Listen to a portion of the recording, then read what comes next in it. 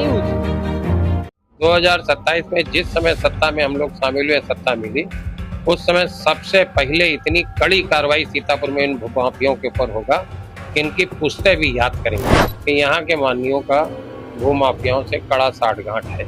यहाँ जो शहर के अंदर सट्टा संचालित है, सदर बाजार से लेके मन्नी चौराहे तक, दुर्गापुर तक, सट्टाबाजों का करोड़ों का टर्नओवर प्रतिदिन है। वो शोरूम बना के किराया वसूल रहा है और जिसका वो बटगंज मोहल्ले के अंदर भी तमाम कब्जा है, माफिया की श्रेणी में है। जिलाधिकारी महोदय ने कहा, हम जानते हैं सूचीबद्ध माफिया है, लेकिन इन्हीं माफियाओं के कुकृत्यों के कारण वो गेट बंद करना पड़ा उनको और गेट पे ही शोरूम का पैसा वसूल रहा है। तो ये ड्यूल पॉलिसी क्या है?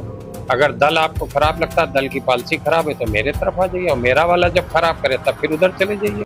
एक तो ये शहर में और शहर के चारों ओर भू माफियाओं का जबरदस्त कब्जा है, जिसमें प्रशासन ने कड़ी कार्रवाई की है और ये ठीक है। बहुत दिनों बाद भू माफियाओं पे शिकंजा लग रहा है। जैसे खैराबाद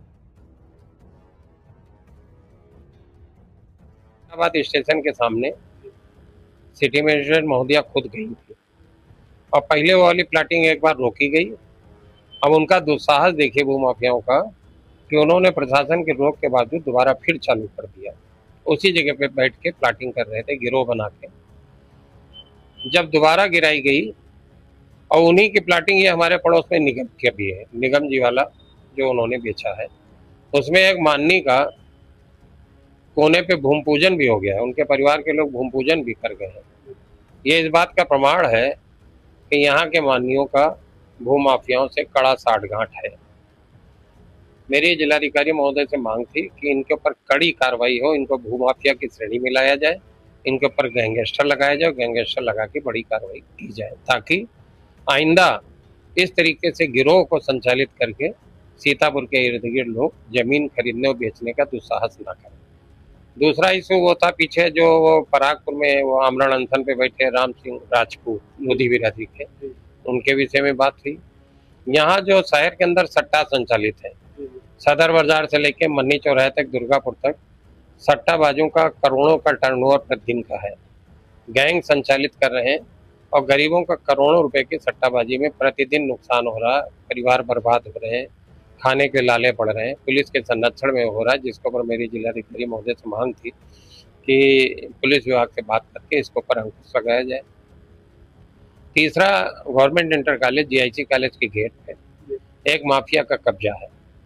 वो शोरूम बना के किराया वसूल रहा है और जिसका वो बटगंज मोहल्ले के अंदर भी तमाम कब्जा है, माफिया की श्रेणी में है। जिलाधिकारी महोदय ने कहा, हम जानते हैं सूचीबद्ध माफिया है।